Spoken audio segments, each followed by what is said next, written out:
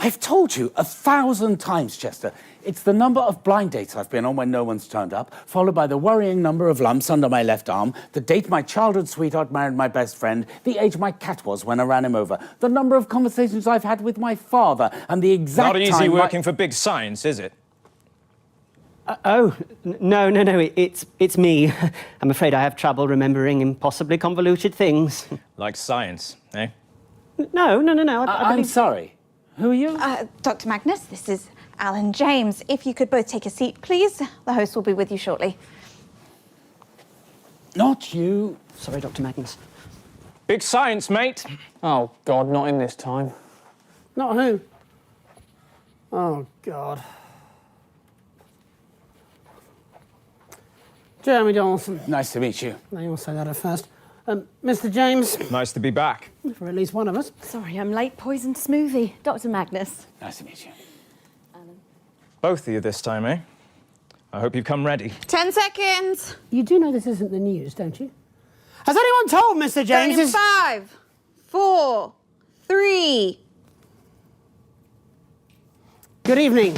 I'm Jeremy Donaldson. And I'm Megan Wolfe. It's the 13th of March, 1985, and this is a Channel 1 special event hosted by your national nightly news team. In a laboratory nestled in the sleepy hills of Chintlebury, Dr. Charles Magnus and his optimistically named Happiness Collective have been working on a secret project. Absolutely nothing suspicious about that.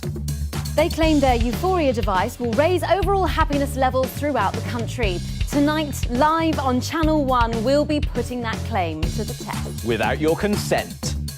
We'll be in and out the schedule throughout the evening, with our very loud special guest to report live on whether the device has brought a smile to your faces. Or locked it into a rictus grin. It's popular commentator, conspiracist and entertainer, Alan James. So don't move that dial. Stick with Channel 1 all evening as we bring you The Night of Smiles. 45 seconds back. My father was a scientist. Is that so? Engineer. Oh, so not really a scientist. Well, he ran a garage with mainly tyres and exhausts. More of a mechanic then. Well, when I say he ran it, he owned it, really. Had a bloke called Keith who ran it for him. Sad story, actually. Car fell from that lift thing and killed him. Dad was devastated. Had to read all the signage. What was your dad like? Hard to say. I've got more PhD than I've had conversations with him. Oh, me too. 10 seconds. You have PhD?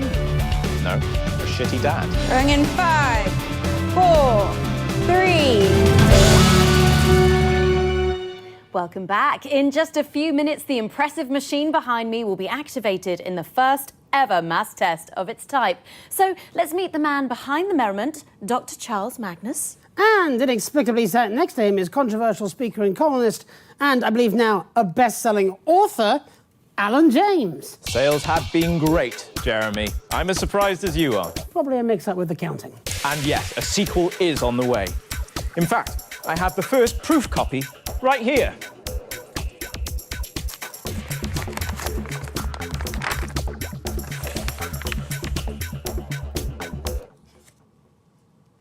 Okay, there seems to have been some sort of mix-up with the measurements. Yeah, that's hard to read, that. Well, let's turn to the man of the moment, shall we? Dr. Charles Magnus. Well, I wouldn't go that far. I'm lucky enough to work with an amazing team. In a secret lab somewhere deep underground? No, in Chintlebury, near the supermarket. Where does your funding come from, so-called Dr. Magnus? A valid question. Well, prior to last year, we relied mainly on charitable donations, but since Advance came to power, we... Or as I call them in my new book, Alan James is right here. The corrupteers! Like, corrupt puppeteers. See? Well, pretty much disregarding all of that, the Assets and Wealth Science Programme gave us the means to get to tonight in a fraction of the time it would have taken otherwise. And what did you have to do in return for all that lovely funding? I beg your pardon? I have been doing my own research, so-called Dr. Magnus, and this experiment is dangerous. All science involves risk. You're messing with the structure of reality. Hardly. I've been doing my own research and... We are at the forefront of a new technology. This is how breakthroughs happen.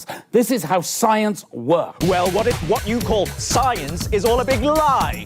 What if there's something more? Something bigger than science? You can't get bigger or smaller than science, Mr. James. Science isn't a thing. It has no mass. It is simply a set of tools to understand everything. What is the real purpose of your happiness device? To make people happier. And what if we don't want to be happier? What if we want to spread our misery to others? Well, how is that different than what I'm doing?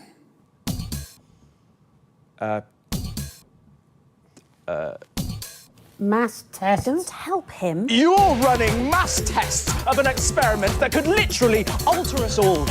We didn't sign up for this. It shouldn't be allowed to happen. It's way too reckless. Well, look, there's less than a minute now to go. So while we go and get set up with Chester and yourself, Doctor, over at the Euphoria device, we can go live now to the new Advance HQ for a special message from the Prime Ministers, Peter Clement and Julia Salisbury. The corrupt masters. Yeah, we're off air, On behalf Alan. of Advance, It's just- Julie and I just wanted to Okay, wish so all of that's you about a minute the back. very If we could best get you of all luck over to with the device tonight's now, please. groundbreaking experiment. I hope you didn't mind me calling you so called Dr. Magnus back there. Well, I did rather. I do have 3 PhDs. 3?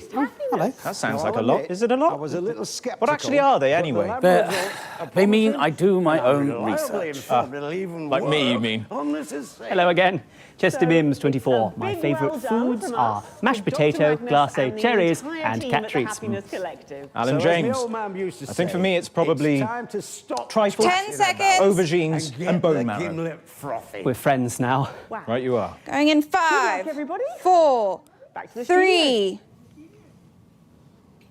Fantastic, the Prime Minister's there, and of course, without the assets and wealth funding... We wouldn't be about to break the space-time continuum. Honestly, how would we know? It's been broken for me for years. I think we can get a counter on the screen. There, and we're going in 10, 9, 8, 7, come on, Jeremy. 6, 5, 4,